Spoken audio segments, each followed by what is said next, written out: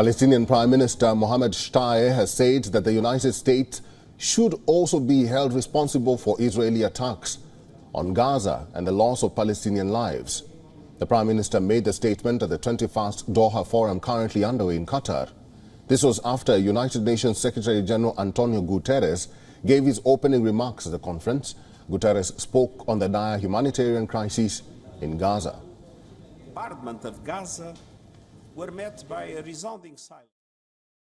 I said that we are facing a severe risk of collapse of the humanitarian system.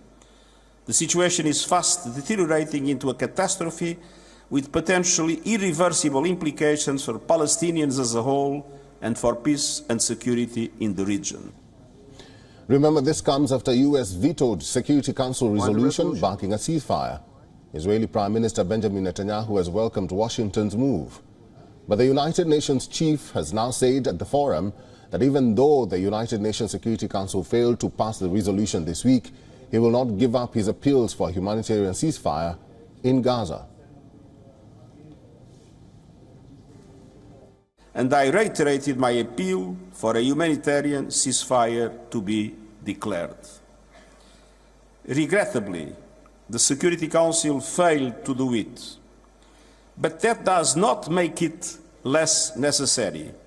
So, I can promise I will not give up. And for more on how Palestinian authorities expect to proceed after Washington's move, WION spoke to Prime Minister Mohammad Shtayyeh on the sidelines of the Doha Forum.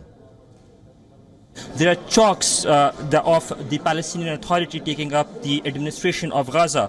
What is the Palestinian Authority's position and thought on this matter? Well, we have never left Gaza. We have all the time been providing service to Gaza. Our ministries are there, and $1.7 billion of our budget is spent on Gaza every year for the last 17 years. So therefore, we never left Gaza. The other important issue, of course, it needs national consensus, that all the forces that are there to agree on one single thing, which is that Palestinians are there to serve our people. So our existence never ended. We continue to be there. We already have there in Gaza 34,000 Palestinian civil servants whom we pay their salaries, who are still there. Right.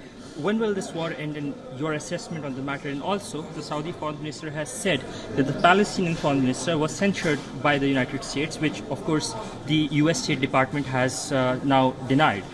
What really happened in the meeting? I mean, if you can share something on that. Well, by all means, our main concern, the thing that we talked to Washington about, is fully focused on, first, end the atrocities in the war.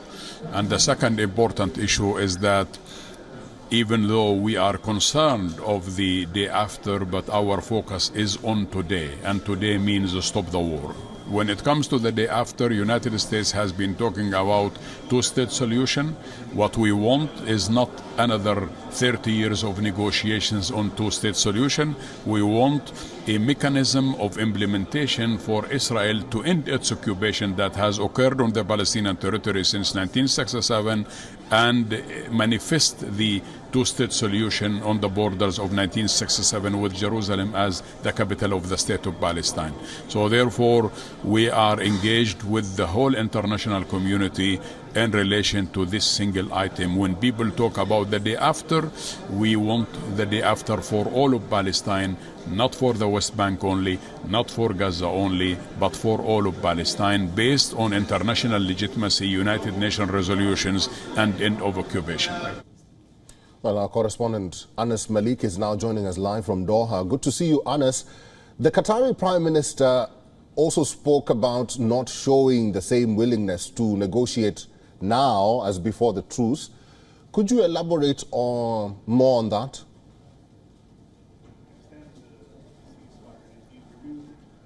Certainly so, Eric. Some words there from the Qatari side.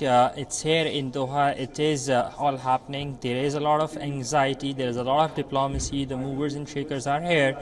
And the Qatari side focusing on a negotiated settlement as to what their role has been with regards to any conflict, not just limited to the recent Israel-Gaza conflict, but overall as well, that how they have been emphasizing. But the Qatari Prime Minister minister and the foreign minister also clarifying at the same time about the polarity in the world, about how the geopolitical situation has been really defining the optics, which of course should not be the situation, and how the Qatari side would be emphasizing on the need of a negotiated settlement, because what they believe is that that only through dialogue and diplomacy there can be a two-state solution to the Israel-Palestine problem. With that, I think the other key takeaway was that the talk by the Palestinian Prime Minister, not just to WION a short while back, but to the audience here at the Doha Forum, where he has